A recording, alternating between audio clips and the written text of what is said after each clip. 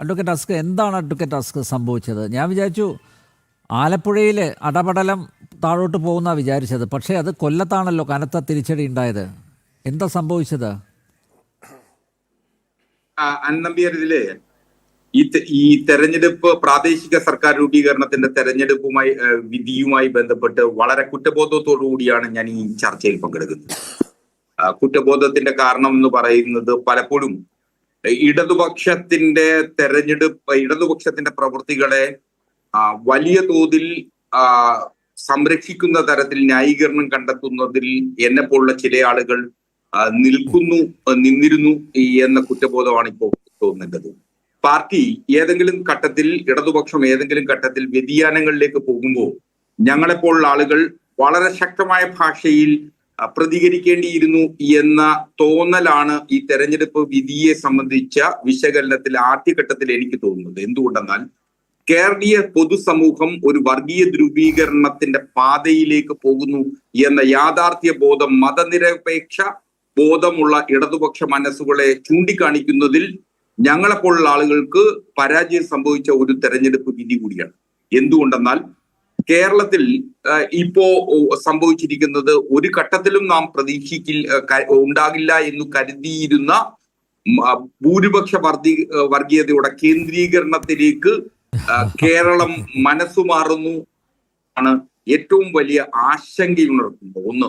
രണ്ട്, CPM-നെ സംബന്ധിച്ചിടത്തോളം പശ്ചിമ ബംഗാളും ത്രിപുരയും നൽകുന്ന പാഠങ്ങൾ കേരളത്തിലേക്ക് വരുന്നു എന്ന ആശങ്ക ഈ ഘട്ടത്തിൽ ഞാൻ പങ്കുവെക്കാൻ ആഗ്രഹിക്കുകയാണ്. എന്തുകൊണ്ടെന്നാൽ കേരളത്തിലെ പ്രാദേശിക സർക്കാരുകൾ എന്ന് പറയുന്നത് സ്വാഭാവികമായും പാർട്ടിയുടെ അടിത്തട്ടിലുള്ള നേതാക്കന്മാരുടെ പ്രവർത്തികളുടെ വിലയിരുത്തൽ കൂടിയാണ്. നമുക്കറിയാം, പുതിയ നേതാക്കന്മാരെ, ചെറുപ്പക്കാരെ പല ഘട്ടങ്ങളിലും പ്രാദേശിക നേതൃത്വത്തിലേക്ക് കേരളത്തിൽ വിവിധ സ്ഥലങ്ങളിൽ ഏൽപ്പിച്ചിരുന്ന ഉത്തരവാദിത്തങ്ങൾ ഒരുപക്ഷെ അത് പാർട്ടിക്ക് ഒരു പരാജയമായിരുന്നു എന്ന് തുറന്ന് സമ്മതിക്കേണ്ടി വരുന്ന ഒരു ഘട്ടമാണ്. രണ്ട്, ഭരണവിരുദ്ധ വികാരം, ആന്റി ഇൻക്യുബേഷൻ ഫാക്ടർ കേരളത്തിൽ ഏറ്റവും ശക്തമായി നിൽക്കുന്ന ഒരു സാഹചര്യത്തിലാണ് ഈ തെരഞ്ഞെടുപ്പിനെ നേരിടുന്നത്. ഒരു സംസ്ഥാന സർക്കാർ കഴിഞ്ഞ 10 കൊല്ലത്തിനിടയിൽ ഒരിക്കൽ പോലും പവർ കട്ടില്ലാതെ ഇരിക്കുകയും സാധാരണ ജനങ്ങളെ ആരോഗ്യ മേഖലയിലും വിദ്യാഭ്യാസ മേഖലയിലും സമഗ്രമായി ഏതൊക്കെ ചെയ്യാൻ കഴിയുമെന്ന് സംസ്ഥാന സർക്കാർ ചെയ്തിട്ടും ആ ഫലങ്ങളൊന്നും തന്നെ തെരഞ്ഞെടുപ്പിൽ പ്രതിഫലിച്ചില്ല എന്ന കുറ്റബോധം, എന്തുകൊണ്ട് ജനങ്ങളിലേക്ക് എത്തിയില്ല എന്ന കുറ്റബോധത്തിലാണ്.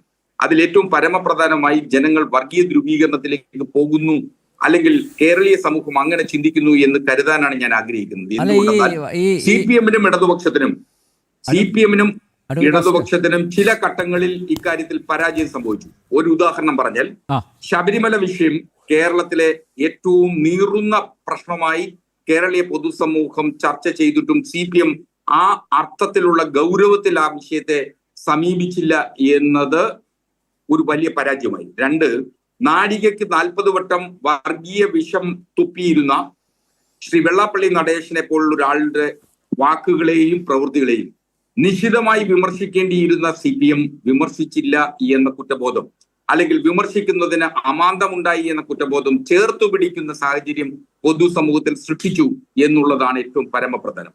കേരളത്തിൽ സംഭവിച്ച ഈ തെരഞ്ഞെടുപ്പ് പരാജയത്തിന്റെ ഏറ്റവും പരമകാതലായി ഞാൻ കാണുന്നത്, മുസ്ലിം ഭൂരിപക്ഷ മേഖലകളിൽ കഴിഞ്ഞ തെരഞ്ഞെടുപ്പുകളിൽ ഇടതുപക്ഷത്തിനുണ്ടായിരുന്ന ആധിപത്യം, അല്ലെങ്കിൽ ആ ഒരു മുസ്ലിം ഭൂരിപക്ഷ മേഖലകളിൽ ഇടതുപക്ഷത്തോട് ചേർന്നു നിന്നതിൽ നിന്ന് ഇപ്പൊ മുസ്ലിം സമുദായം അകന്നുപോയിരിക്കുന്നു.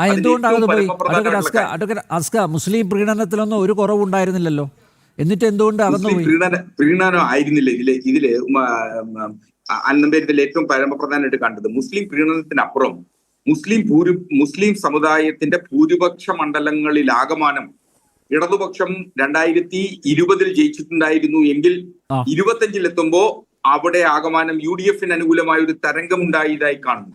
എന്തുകൊണ്ട് സംഭവിച്ചു എന്ന് പറഞ്ഞാൽ അതിൽ വെള്ളാപ്പള്ളി ഫാക്ടർ ഒരു പ്രധാന ഘടകമായിരുന്നു.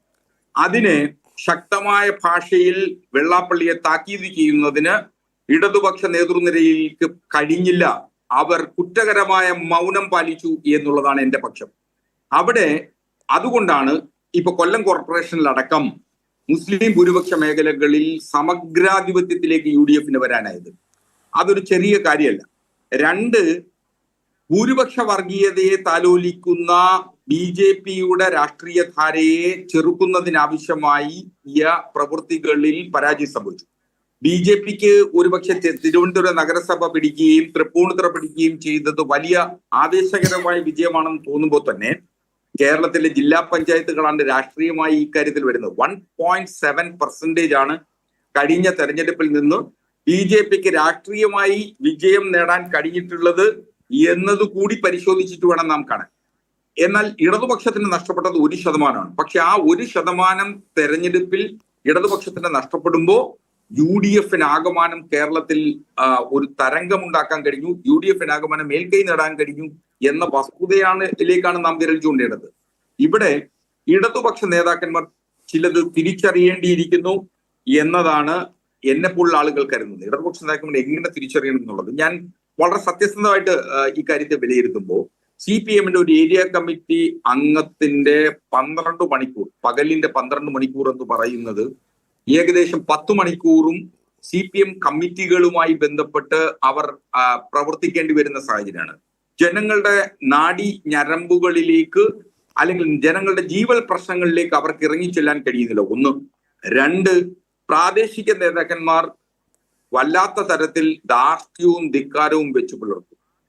ഇത് ഇടതുപക്ഷത്തെ വല്ലാതെ പരാജയപ്പെടുത്തുന്നതിന് സഹായകമായ ഒരു ഘടകം തന്നെയാണ്. അത് ഇനിയെങ്കിലും CPM തിരിച്ചറിയുക എന്നുള്ളതാണ്. അഡ്വക്കേറ്റ് അസ്കർ, ഇപ്പോ പിണറായിയെ പോലുള്ള MM മണിയെ പോലുള്ള ഇവരെയൊക്കെ കണ്ടല്ലേ പഠിക്കുന്നത് പ്രാദേശിക നേതാക്കന്മാർ? അവരല്ലേ ആദ്യം തിരുത്തേണ്ടത്? അല്ല, പാർട്ടിയുടെ കേന്ദ്ര കമ്മിറ്റി അംഗങ്ങൾ മുതൽ പാർട്ടിയുടെ പോളിറ്റ് ബ്യൂറോ അംഗങ്ങൾ വരെ ഇക്കാര്യത്തിൽ തിരുത്തലുകൾ വരുത്തിയില്ലെങ്കിൽ ഞാൻ തുടക്കത്തിൽ പറഞ്ഞതുപോലെ കേരളം മറ്റൊരു പശ്ചിമ ബംഗാളോ മറ്റൊരു ത്രിപുരയോ ആകുന്നതിന് വലിയ സമയം വേണ്ടിവരില്ല എന്ന ആശങ്കയാണ് എനിക്കുള്ളത്.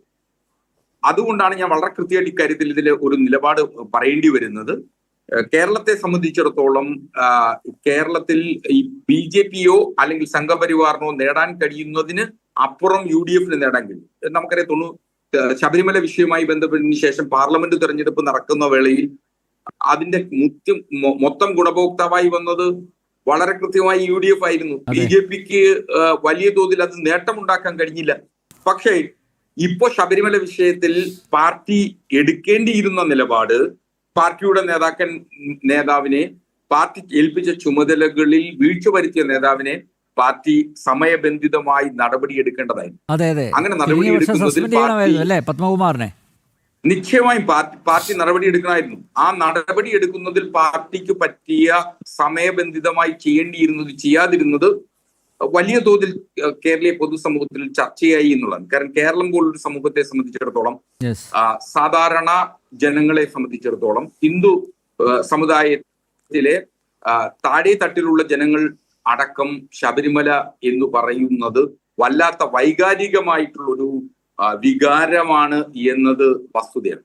അപ്പോ അസ്കർ, ഇപ്പോ എന്ത് ന്യൂനതകൾ ഉണ്ടെങ്കിലും എന്ത് പ്രശ്നങ്ങളുണ്ടെങ്കിലും പാർട്ടി വോട്ടുകൾ എന്ന് പറയുന്നത് ഇൻടാക്റ്റ് ആണ് അല്ലേ? അത് അങ്ങനെ ഛിന്ന ഭിന്നമായി പോവാറില്ല. ഇപ്പോൾ നോക്കൂ, താങ്കൾ പറഞ്ഞതിൻ്റെ അടിസ്ഥാനത്തിൽ ഒരുപക്ഷെ CPM വോട്ടുകൾ BJP-യിലേക്കും അതുപോലെ കോൺഗ്രസിലേക്കും പോയിട്ടുണ്ടാവുമോ?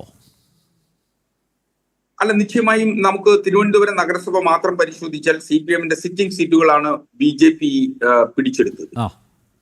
അപ്പൊ സ്വാഭാവികമായും ആ നഷ്ടം CPIM-ന്റെ പരമ്പരാഗത വോട്ടർമാർ അല്ലെങ്കിൽ CPM-ന്റെ പരമ്പരാഗത കേഡർമാർ മാറി ചിന്തിച്ചു എന്നുള്ളതാണ് വസ്തുത.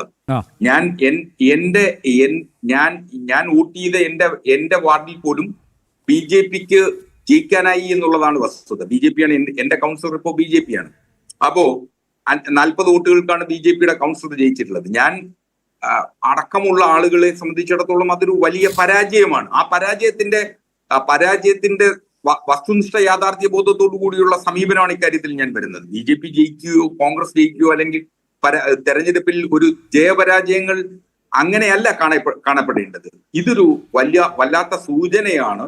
ഇടതുപക്ഷം ആത്മപരിശോധന നടത്തേണ്ടതിന്റെ അനിവാര്യതയിലേക്കാണ് ഇത് ചൂണ്ടുന്നത്. അല്ല, ദേശീയതയുടെ മുഖ്യധാരയിലേക്ക് കടന്നു വരാൻ ഈ BJP സ്ഥാനാർത്ഥിയുടെ ആ വിജയം, അത് അസ്കറിനെ പോലുള്ളവരിൽ ഒരു പുനർവിചിന്തനത്തിന് വേദി ആവട്ടെ എന്നുകൂടി പ്രത്യാശിക്കുകയാണ്.